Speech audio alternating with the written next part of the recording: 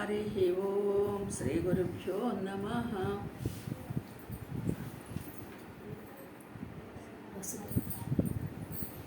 శుక్లాంబరధరం విష్ణుం శశివర్ణం చతుర్భుజం ప్రసన్నవదనం ధ్యాయే సర్వవిఘ్నోపశాంతయే.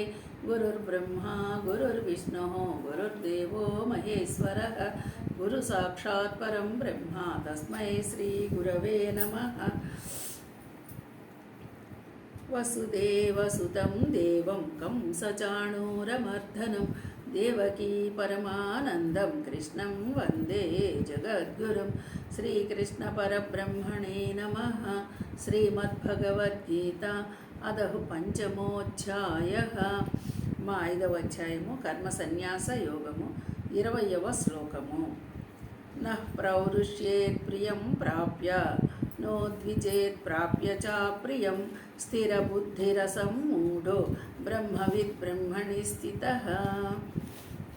మనం గతంలో ఇహై దోషరహితము దోషాన్ని గురించి చెప్పుకున్నాము. ఇప్పుడు ఆ దోషాలలో మనకి త్రిగుణాలు జీవన్ముక్తులు అనే పదాలు క్రితం శ్లోకంలో వచ్చింది. ఇప్పుడు ఈరోజు శ్లోకం మనకి న ప్రౌరుష్యేత్ ప్రియం ప్రాప్య న ద్విజేత్ ప్రాప్య చ ప్రియం అప్రియం. చూడండి, ఏదైతే మనము ప్రియం ప్రాప్యము ప్రియమును పొంది అంటే మనకి ఇష్టమైన దాన్నే పొందుతున్నాము. ప్రియము అంటే ఇష్టం కదా, ఆ ఇష్టమైన దాన్ని పొంది పొంగిపోకుండా ఉండడం. మనకి ఇష్టమైంది వచ్చిందనుకోండి, దానికి ఎంత ఆనందమో పొంగిపోతాం. అలా పొంగిపోకుండా ఉండటము. అట్లాగే అప్రియంను పొంది అంటే నీకు ఇష్టము లేనిది నీ చేతికి వస్తే, ఇష్టము లేనిది నీకు ఎదురైతే దానికోసం దానిలో కూడా ఉద్వేగానికి అంటే ఒక ఏమంటారు అసౌకర్యం. నేను వినాయక అక్కర్లేదు అనుకున్నాను, ఇది వచ్చింది అనవసరంగా, ఇది ఇట్లా కాకుండా ఉంటే బాగుండేది అనేటువంటి వ్యాకులత, దీనికి పడకుండా ఉండేవాడు. అలాంటి వాడిని ఏమంటారు? స్థిర బుద్ధి. ఆ స్థిర బుద్ధి నిశ్చయమైన బుద్ధి గలవాడు. అంటే మనకు ప్రాప్యమైనది ఇష్టమైనా సరే ఇష్టము కాకపోయినా సరే, ప్రాప్యమైనది అంటే ఏంటి? లభించింది. మనకు లభించినది ఇష్టమైనదైనా ఇష్టము కానిదైనా సరే స్థిరముగా ఉండగలగాలి. ఇట్లాంటి వాడినే స్థిర బుద్ధి అని చెప్తున్నారు. అలాంటి నిశ్చయ బుద్ధి గలవాడు అసమ్మూఢ మోహవిసుడు కానివాడు అంటే మోహానికి లోను కాడు. చూడండి, మనము స్థిరత్వాన్ని తెచ్చుకున్నాం అనుకోండి, ఇంక ఏ మోహానికి లోనవుతాం?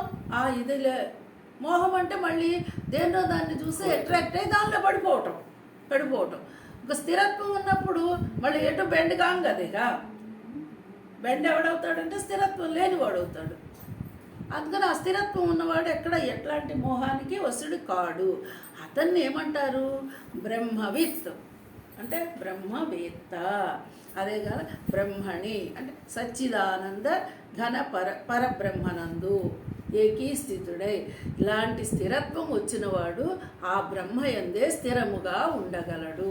ఇప్పుడు బ్రహ్మయందు మనము స్థిరముగా ఉండాలి అంటే మనకి ఏముండాలి? స్థిర బుద్ధి ఉండాలి. స్థిర బుద్ధి ఉండాలి అంటే ప్రాప్య ప్రియం, నీకు ప్రాప్తించిన వస్తువే ప్రియమై ఉండాలి అక్కడ, అంతే. ఇంకా దాన్ని అప్రియం అని మనం అనడానికి అవకాశము లేదు. ఏమండి కష్టం వస్తే ఎలా ప్రియం అంటామండి అంటే అది ప్రాప్తంలో ఉంది కాబట్టి వచ్చింది ఆ కష్టము, అది అనుభవించాల్సిందే, అంతే, తప్పదు. అది వచ్చినప్పుడు స్థిరత్వం ఉంటుంది. స్థిరత్వం ఉన్న వాళ్ళు ఏం చేస్తారు? సో ఓకే, ఇది నాకు రావాల్సే ఉంది నా ప్రాప్తంలో, కాబట్టి ఇది నేను అనుభవిస్తాను అనేటువంటి స్థిరత్వం కలిగిన వాడే ఈ బ్రహ్మభావమునందు ఉండగలడు. ఈ బ్రహ్మభావమునందు ఉంటేనే మనము బ్రహ్మవేత్తలు. బ్రహ్మవేత్త అంటే మళ్ళీ ఏదో పెద్ద గొప్ప పండితులు అనుకోవద్దు. బ్రహ్మని గురించి తెలిసినవాడు అవ్వగలుగుతాము. బ్రహ్మ గురించి తెలుసుకున్న వాళ్ళం అవ్వగలుగుతాం. అంటే ఇక్కడ